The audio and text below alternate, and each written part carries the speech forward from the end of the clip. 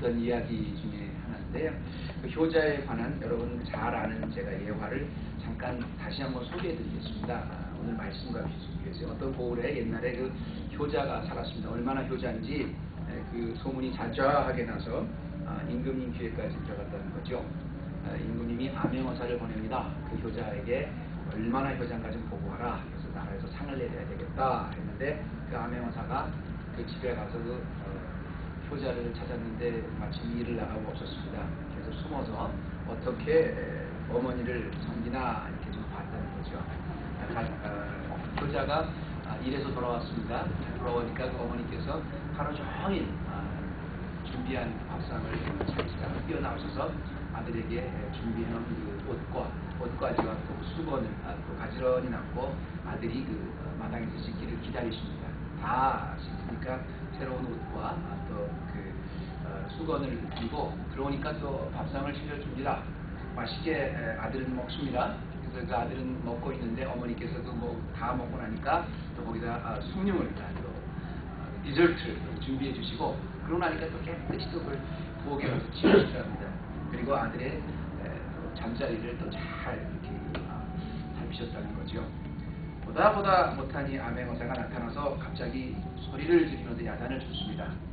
네가 하도 동네에 소문이 난 효자라고 그래서 임금님께까지 귀에 들어가서 내가 너를 보러 왔는데 이건 효자가 아니라 완전히 어머니가 거의 몸종같이 일을 하는데 그 어머니의 그 서비스를 네가 받고 있다니 네가 모셔야 될 그 노모를 네가 이렇게 될 수가 있느냐 소리를 쳤대요. 그랬더니 그 효자가 하는 말이 저는 한 번도 효자라고 생각해 본 적이 없습니다. 다만 제 일생을 통해서 지금까지 어머님이 무엇을 하시겠다고 원하시는 것에 대해서 한 번도 제가 반대해 본 적은 없습니다. 이렇게 얘기합니다. 그 말을 통해서 우리가 뭘 얘기하냐면 어머님이 우리가 보기에는 굉장히 효자에게 밥을 해주시고 그 아들에게 또 이런 잠자리를 만들어주고 일을 해주는 게 하나의 노동으로 생각하지만 어머니는 그 자녀에게 무엇을 해주는 것이 이게 큰 기쁨이라는 것을 뭐 말하는 건 하나의 그 일러스트레이션이겠죠. 제가 오늘 여러분에게 다시 이 효자에 관한 이야기를 드린 건 뭐냐면 그 메시지는 간단합니다. 정말로 효자라고 하면 내가 원하는 것보다 어머님이 정말 원하시는 게 뭔가, 어머님의 기쁨이 되고 어머님이 정말 슬퍼하시는 게 뭔가를 맞춰 드리는 거라면 사실 여러분 그 어머님의 사랑은 하나님의 사랑을 조금이라도 고쳐주는 거 아니겠습니까? 정말 하나님의 백성으로 우리가 성숙한 삶을 살기 원한다면 우리가 지금 알아야 될 것은 뭐냐면 하나님 우리에게 원하시는 게 뭔가. 그런데 여러분 제가 오늘 이 효자의 이야기를 통해서 여러분의 도전을 하나 드리고 싶어요. 하나님이 우리의 삶에 가장 원하시는 게 뭘까? 하나님이 당신의 자녀들에게 원하시는 게 뭘까? 여러분 뭔지 아세요? 복 주시기 원하시는 거예요. 복 주시기를 원하는 거예요. 우리 창세기에 보면 인간을 만들어 놓으시고 하나님께서 제일 먼저 주셨던 게 복입니다. 그러니까 하나님께서는 우리 인간을 만들어 놓으시고 하나님께서 복을 마음껏 블레스 해주시기 원하는 게 하나님의 소원이세요. 하나님이 원하시는 거예요. 중요한 것은 뭐냐면 우리가 기복신앙이 나쁘다. 우리가 우리가 기독교가 왜 기복신앙이 되냐 그러지만 기복신앙은 절대로 나쁜 게 아닙니다. 하나님이 우리를 만들어 놓으신 목적 자체가 우리에게 복 주시기 원하는 거예요. 하나님이 원하시는 거예요. 문제는 그 복이 무엇이냐를 우리가 잘못 알고 있어서 그게 문제인 거지. 하나님은 처음부터까지 우리에게 복 주시기 원하시는 분이신 거예요. 그래서 우리가 기도를 할 때도요. 그냥 하나님 앞에 올려드린 하나님 나에게 뭐 이런 것을 좀 들어주세요 하는 그런 기도를 올려드리는 기도가 있는가 하면 우리가 축도는 좀 틀리죠. 축도는 하나님께서 이런 복을 너희에게 주시기 원한다. 하나님 복을 빌어주는 건데요. 그거는 우리가 하나님 앞에 이런 복을 주세요 하는 복이 아니라 하나님이 그렇게 하기를 원한다고 당신의 그 제사장들에게 그렇게 말씀하셨어요. 너 내가 이렇게 백성들에게 축복하기 원하니까 이렇게 축복해라 하고 주신 말씀이 축도입니다. 그래서 이제 구약에는 이제 모세와 아론에게 또 그 레위 지파인 제사장들에게 백성들을 이렇게 축복하라고 주셨어요. 그게 오늘 민수기 6장 22절에서 27절까지 말씀입니다. 반면에 우리가 그 신약에는 바울이 그랬죠. 고린도 교회를 고린도 교회 그 서신을 쭉 쓰면서 고린도 교회의 성도들에게 맨 마지막으로 축복을 해주는 기도가 있죠. 고린도후서 13장 13절에 그게 우리 여러분 교회에서 매주마다 듣는 그 바울의 축복입니다. 우리 주 예수 그리스도의 은혜와 하나님의 사랑과 성령의 교제가 너희와 함께하기 원하노라. 그게 이제 그 신약에 나오는 고린도후서 13장 13절에 거기에 의거해서 모든 교회에서 목사님들이 성도들을 축복하십니다. 마찬가지로 구약에도 모세를 통해서 아론을 통해서 그리고 제사장들을 통해서 제사장들이라고 하면 하나님 앞에 제사만 드리는 게 아니라 하나님이 이렇게 내가 백성들을 너희의 입술을 통해서 축복하기 원한다고 그 축복문을 주셨어요. 그게 축도예요. 그래서 미국 교회 특별히 칼버리 채플 같은 데, 칼버리 채플 같은 데서는 그 고린도후서 13장 13절의 축도 대신 이 민수기 6장 23절에서 26절까지 축도를 합니다. 끝날 때 그러잖아요. Lord bless you and keep you. The Lord make His face shine upon you and be gracious to you. The Lord turn His face toward you and give you peace. 이렇게 하고 이제 끝납니다. 이게 뭐냐면 그 민수기 6장에 나오는 기도문이에요. 저도 그 미국 교회에서 흑인 교회와 초청을 받아서 그 컨퍼런스에서 축도를 부탁하더라고요. 그래서 제가 고린도후서 교회의 그 축도보다 그 민수기 장의 저는 미국 교회 가서는 많이 합니다. 제가 오늘 이렇게 장황하게 여러분 앞에 말씀을 드리냐면요. 오늘 본문 말씀은 이 민수기 6장 22절부터 27절까지 말씀은 다른 게 아니라 하나님의 소원을 아론과 모세에게 주신 거예요. 하나님 뭐라 그러시냐면 23절에 그들에게 보아야 이르기를 이렇게 축복해서 이렇게 내가 원하는 대로 백성을 축복하라고 말씀하신 게 바로 오늘 말씀이거든요. 민수기 말씀이거든요. 하나님께서는 레위 자손들을 통해서 말이죠. 그 레위 자손을 통해서 제사장을 세우시는 궁극적인 목적이 뭐냐면 회막에서 봉사하는 거로 끝나는 거예요. 그들의 입술을 통해서 백성들을 계속해서 축복하라는 거예요. 하나님께서는 항상 우리를 축복해 주시기 원하는 소원을 갖고 있죠. 하나님이 축복하라. 하나님 축복하라. 오늘 말씀을 통해서 하나님 어떤 복을 어떤 축복해 주시기 원하는 복을 갖고 있는 거예요. 우리가 복이라고 하면 보통 이제 이렇게 생각을 해요. 그러니까 물질적으로 풍성하고 자녀들이 좀 잘 되고 내 뭐 직장에서 계급이 올라가고 하나님께서 확 한 번 나에게 복을 주셨어요. 그게 복이 아니고요. 하나님이 내 인생을 통치하고 계시기 원하고 통치하시고 내 인생 속에 개입하셔서 나를 주관하시는 게 그게 복입니다. 하나님이 내 인생을 통치하시는 게 그게 복이에요. 그래서 하나님 나라라는 건 그 말라카트라는 그런 말은 어느 장소적인 개념, 우리가 하나님 나라 가야죠. 그런 장소적인 개념이 아니고 통치적 개념, govern, rule. 어느 곳에 있든지 하나님이 나를 통치해 주시면 그게 하나님 나라가 임하는 거예요. 근데 그게 복이라는 거예요. 반대로 그럼 하나님의 복의 반대인 저주는 뭐예요?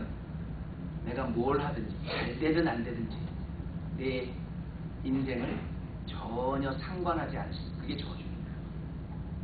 그러니까 우리 기독교인들은 알아야 될 게 바로 그거예요.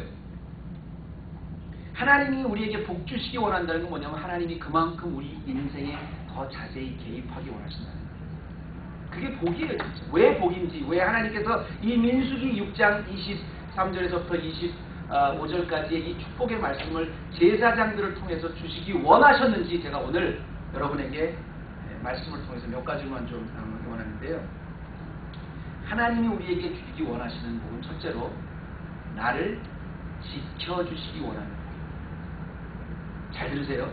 하나님이 제사장들의 입술을 통해서 이스라엘 백성들을 이게 주시기 원했던 복은 지켜주시기 원하는 복이에요. 오늘날 교회에서 택하신 족속이 왕같은 제사장들인 우리들에게 주시기 원하는 복은 뭐냐면 하나님이 지켜주시기 원하는 복입니다. 여기 보면 The Lord bless you and keep you 이렇게 영어로 성경에 나왔습니다만 여호와는 내게 복을 주시고 너를 지키시기를 원한다 이렇게 나왔습니다. 제일 첫 번째로 내가 너를 지키기 원한다 이렇게 그대로 축복하라고 아론과 모세에게 주셨습니다. 지키시기를 원한다. 이 말이 무슨 뜻이에요? 그냥 단순히 keep you 이게 지키시기 원하는 게 아니고 이 말이 어디서 나왔냐면 원래 히브리 원어에 그 둘레에 그 가시로 울타리를 치다 뭐 이런 뜻입니다. 샤마, 거기서는 이제 듣다라는 그런 뜻도 있지만 본다는 그런 뜻도 있지만 그게 어떻게 발전된 거냐면 그냥 넓은 광야에서 그냥 나 마음대로 두는 게 아니라 그 주위에 가시 울타리를 이렇게 쭉 쳐서 어떤 낮에 해나 심지어 밤의 달도 해치 못하도록 바깥에 사나운 짐승들이 들어오지 못하도록 그 지키는 것이 울타리를 쳐주는 게 이게 하나님이 지키시는 복이에요. 이게 얼마나 큰 복이냐면요. 여러분 만약에 우리가 그냥 방목처럼 쓰여 있다면 볼 수가 없잖아요. 근데 항상 그 울타리 안에 있으면 목자가 세심하게 들여다볼 수 있죠. 이게 샤마르거든요. 하나님이 우리 인생에 개입하셔서 들어오셔서 하나님의 백성의 인생 속에 들어가셔서 우리 인생의 울타리를 만들어 놓으시고 가만히 지켜보신다는 거예요. 누가 들어오나, 우는 사자와 같은 마귀가 들어오나, 아니면 누가 거기를 또 그 철 모르는 양들이 그 울타리를 넘어가나, 그걸 계속 지키시는다는 거예요. 이게 복이라는 거예요. 가시 울타리를 쳐서 다른 거친 적들이 들어오지 못하게 왜 꼭 하나님 우리를 보호하시려고 할까요? 왜 그럴까요? 그게 왜 복일까요? 단 한 가지입니다. 우리 인생은 우리 스스로를 지킬 수 없는 자입니다. 죄로 타락한 후에 우는 사자와 같이 사탄이 우리를 덤지려고 할 때 우리는 죄에 이미 타락된 본성을 가지고 태어났기 때문에 우리 스스로를 절대 지키지 못합니다. 그렇게 약한 거예요. 그래서 하나님이 우리 인생에 좋든 싫든 항상 인생에 우리의 필요한 울타리를 만들어 놓으시는 거예요. 어떨 때는 그 울타리가 너무 타이트해서 우리가 불편할 것 같아요. 하나님이 필요하셔서 우리에게 맞는 우리 인생에 맞춤형 울타리를 만들어 놓으시는 거예요. 어떨 때는 그 울타리가 느껴지지 않을 정도로 너무 넓어요. 아니요. 우리에게 그런 자리가 필요해서 그런 인생의 울타리 주시는 거예요. 중요한 것은 우리가 느끼든 느끼지 않든 하나님은 항상 우리를 지키시는데 오늘 우리가 찬송한 것 같이 졸지도 아니하시고 주무시지도 않는다 했습니다. 이게 하나님의 복입니다. 여러분 그 일본의 그 역사에 보면 그런 거 나오잖아요. 제가 대학교 때 그 세븐 사무라이인가 뭐 하여튼 그런 영화를 한번 본 적이 있는데요. 소설인데 참 재밌게 봤어요. 왜 그 재밌게 봤냐면 일본의 그 역사 중에서 이게 하도 뭐 뺏기고 서로 뺏는 그런 어떤 그 성에서 뭐 그런 게 있다 보니까 이제 뭐 일본 사람들은 그 여자들이 그 정조관념이 없는 게 뭐 그 문란해서가 아니라 한국 사람들은 이렇게 왕조국가로 살았지 않습니까? 일본 사람들은 항상 그 성과 성이 침략하기 때문에 그렇게 아주 정조관념이 있으면 살아남지 못했다는 거예요. 거기 적응했다는 거예요. 근데 거기서 평화롭게 농사를 짓고 살다가도 자기들이 사무라이를 타는 거예요. 다른 성에서 쳐들어왔을 때 자기네가 지킬 수 없으니까 그 사무라이한테 돈을 주고 그 사무라이들이 이걸 지켜주는 거예요. 그 사람들 평소에 그냥 밥만 먹고 그냥 쉬다가도 누가 적이 들어오면 자기가 싸우면 사무라이들이 지켜주는 거예요. 저는 그걸 왜 여러분한테 말씀을 드리냐면 이 말씀을 준비하면서 그런 생각이 들었어요. 우리 가만히 보면 우리 삶 속에 우리를 누가 지키고 있는가? 세상 사람과 우리가 틀린 복이 뭔가?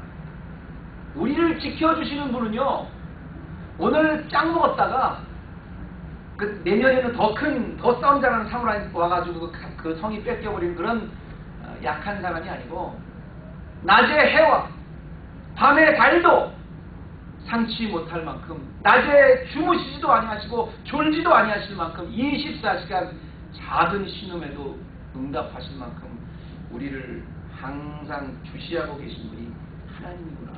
그게 큰 복이구나. 우리를 지켜주시는 분이 다른 분이 아니라 온 우주를 창조하시고 우리 인생을 조성하신 바로 하나님이시구나. 하나님은 그런 시시한 하나님 아니십니다. 우리 인생의 울타리를 쳐주시고 우리에게 꼭 맞는 항상 삶을 보시고 늘 지키고 계시는 것. 이런 복을 너희에게 주시기 원한다는 것. 이게 우리가 늘 살면서 깨달아야 되는 하나님의 복이에요. 내가 지금 남보다 좀 재산이 이만큼 모아서 여유가 있어서 집 사고 뭐 땅 사고 이래서 복이 아니라 하나님이 나를 그렇게 지키고 계시구나, 보고 계시구나. 이게 복인 줄 믿으시고. 두 번째는요, 하나님이 이스라엘에게 주시기 원하는 두 번째 복은 얼굴빛의 복입니다. 하나님의 얼굴빛의 복. 여기 보면요, 여호와는 그 얼굴로 내게 비추사 은혜 베푸시기를 원한다, 이렇게 나와요. 이 말을 가만히 묵상만 해도 이 말이 너무너무 은혜스러운 말입니다. 하나님은 그 얼굴빛을 내게 향하여 그 얼굴빛을 비춰주시기 원한다, 그 말인데요. 그 얼굴을 왜 하나님 빛이라고 그랬을까? 보면 물론 하나님의 그 형상 자체가 빛입니다. 하나님은 빛이시라고 했죠. 하나님의 그 성품이긴 합니다만 그 빛과 죄로 물든 이 땅을 이렇게 우리 자신의 모습을 보면 빛의 반대는 뭐예요? 어둠이죠. 어둠이 있는 곳마다 하나님의 얼굴빛이 비춰서 환해지는데 하나님의 그 얼굴빛이요, 이 여기 우리말로 오르라는 이 말이 뭐냐면 이제 여기서 오로라도 여기서 나온 거예요. 빛이라는 거, 환한 거, 밝게 되는 거, 이게 이제 그 오로라는 뜻인데 하나님의 얼굴빛인데 왜 이걸 이 민수기에서 이렇게 표현을 하냐면 이게 왜 얼굴빛이 중요한 빛이냐면 여러분 한번 생각해 보세요. 하나님은 빛이시니 어둠이 조금도 없으시다고 했거든요. 근데 그 빛이 얼마나 환하겠나 한번 생각해 보세요. 우리가 뭐 이렇게 60W짜리 이렇게 전등 놨다가 그냥 한 100W짜리 전등을 놔도 굉장히 밝죠. 차이 나죠. 근데 그 100W짜리 전등도 햇빛이 갑자기 나오면 그 상관도 안 보이잖아요.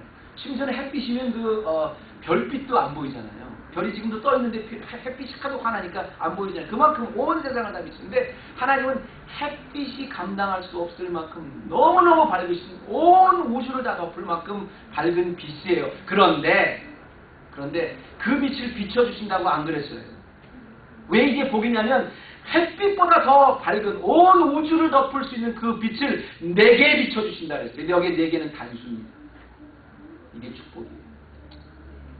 하나님이 얼마나 위대하신 분이냐면 온 우주 천하 만물을 하나님의 빛으로 완전히 다 다른 게 감히 나타날 수 없으나 그렇게 환한 빛인데 그 빛을 가지고 제너럴하게 비추는 게 아니라 당신의 백성 한 사람 한 사람, 당신이 택한 백성 한 사람 한 사람 너에게 비춰주신다는 거예요. 그래서 은혜라는 겁니다.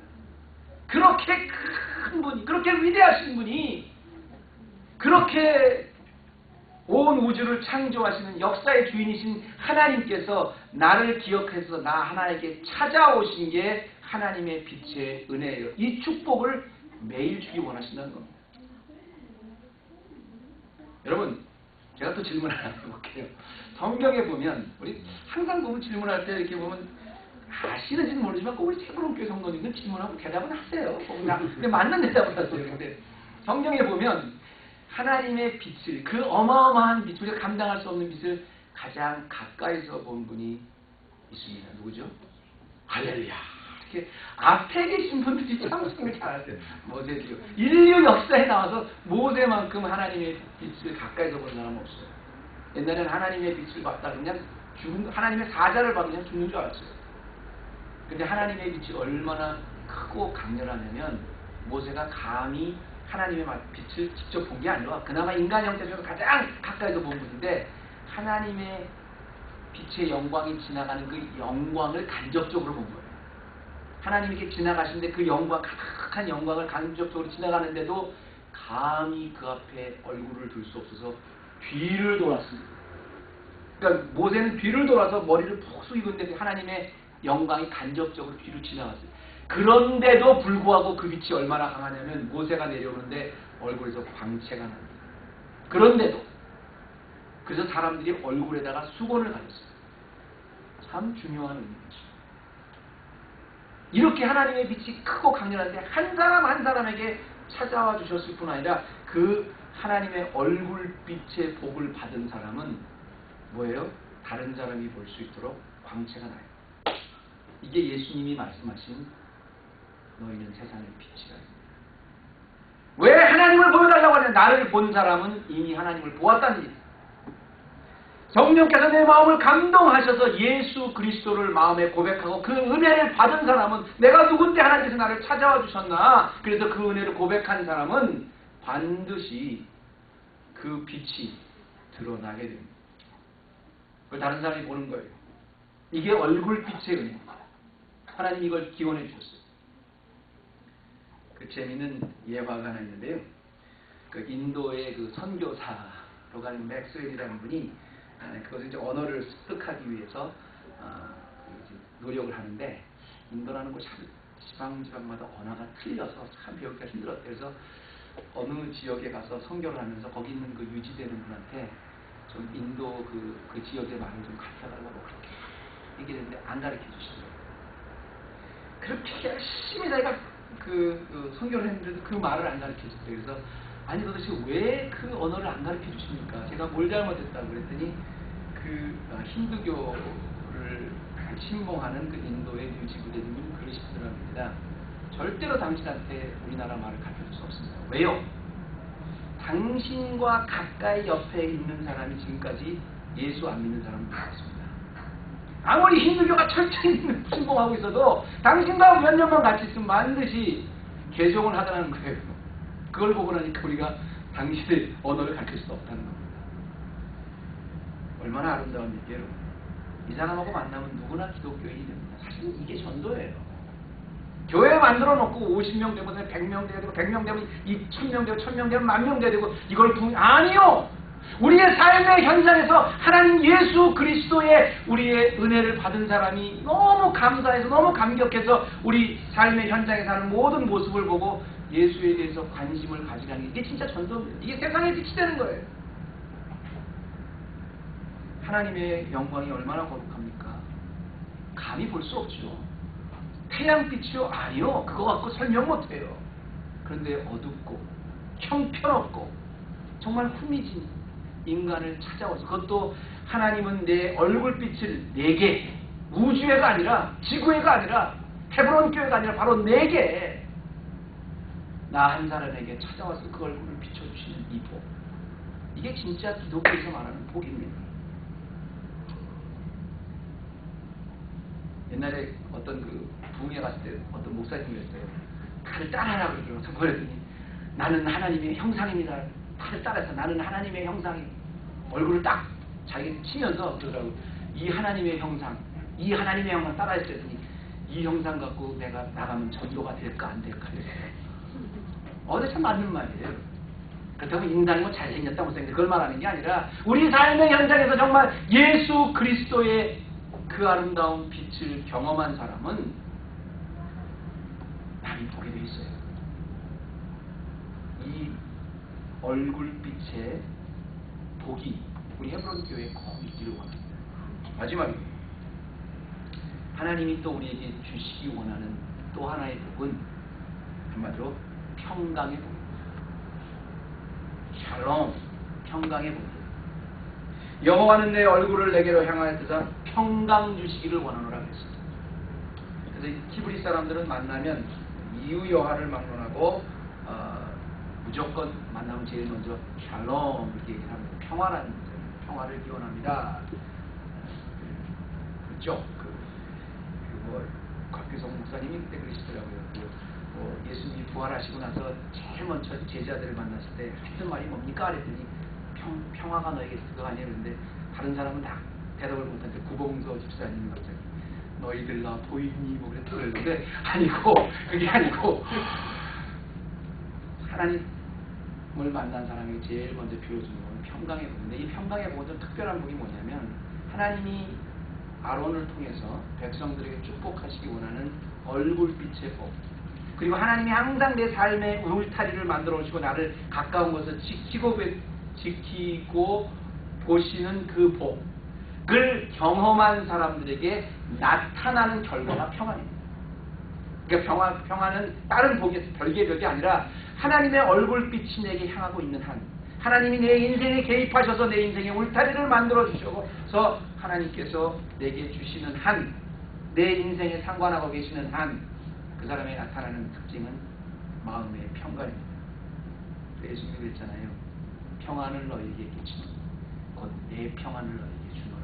그리고 이 평안은 세상이 주는 것 같지 않다 그랬습니다. 여러분, 평안에 대한 축복이 얼마나 큰 축복이냐면 잠언서에는 이 축복을 뭐라고 표현하냐면 마른 떡 한 조각만 집에 있어도 육선이 가득하고 가득하고 다투는 것보다 낫다 그랬어요. 참 저는 그 말을 참 좋아합니다. 왜 그러냐면 하나님이 우리 인생의 울타리를 다 쳐주시고 하나님이 나를 늘 낮이나 밤이나 지켜보고 계시고 내 인생에 간섭해 주시고 그리고 나의 그 얼굴빛을 그 엄한 얼굴빛을 여러 사람인데 나에게 찾아와서 내 개인적으로 비춰주실 때 나의 마음에 이런 평안이 있는데요. 이 평안이요 정말 세상에서는 줄 수 없는 평안이에요. 돈으로 살 수 없는 평안입니다. 근데 그 평안이 그럴 수도 있다 이렇게 마치는데 이 평안이 얼마나 확실한 평안이냐면 하나님께서 내가 평안을 주시겠다 그랬는데 이 평안을 주시겠다 그랬는데 하나님의 이름을 걸고 주신다고 했어요. 내 말이 아닙니다. 그들은 이같이 내 이름으로 이스라엘 자손에게 축복하라. 내 이름으로 축복하라 그러면 하나님이 거기 크레디빌리티가 있는 거예요. 예를 들어서 여러분 그거 했어도 괜찮습니다. 서철원 목사가 보장합니다. 그럼 그래요? 그거 믿으시는 분도 있지만 인간인데 서 목사님 실수할 수도 있지 그렇게 하시는 분도 있을 거예요. 맞아요. 나도 인간이에요. 근데 하나님이 내 이름으로 축복해라. 그러면 내 이름을 represent 하라는 거예요. 세상이 어떤 세상에도 줄 수 없는 평안이 주겠다는 거예요. 언제? 하나님이 내 인생의 울타리를 만드시고 지키실 때 하나님이 그 얼굴빛을 내게 주셨을 때 결과로 이런 평안이 나타난다. 이걸 아론에게 모세에게 모든 제사장들에게 오늘날 또 목사에게 또 여러분에게 축복하라고 주신 겁니다. 많은 분들이 그렇게 생각해요. 얼마 정도 있어야 평안하냐고. 여러분 그거 아십니까? 우리가 갖고 있는 물질이나 우리가 갖고 있는 위치나 우리의 노력이나 안정이 절대 우리 마음에 안은 줄 수 있지만 평안은 절대 주지 못합니다. 우리 목사님은 아실지 모르겠는데 제가 필라델피아에 있었을 때 아주 유명한 사건이 있었는데요. 저희 웨스트민스터 신학교 다니는 전도사님도 거기 가서 많이 일을 했어요. 아르바이트로. 이분이 있었는데 얼마나 돈을 잘 버시는지 그분은 돈의 흐름이 보였어요. 여기다 투자한다 그러면 반드시 난 돈 버는 게 왜 어렵다는지 이해를 못할 정도로 돈을 잘 버시는 거예요. 그래서 스니커 스토어를 20몇 개를 갖고 계셨던 분인데 근데 이분이 그렇게 돈을 잘 버니까 사람들이 뭐라 그래요? 저분은 참 저렇게 사는데 왜 하나님이 축복해 주시나. 그거 축복 아니에요 여러분.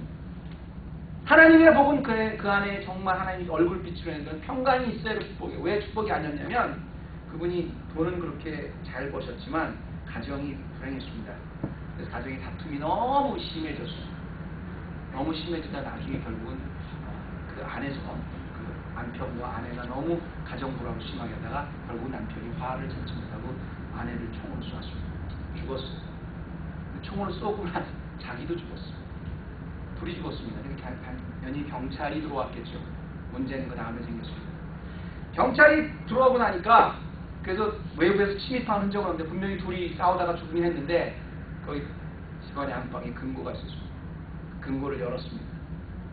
현찰로 157만 불이 나왔어요.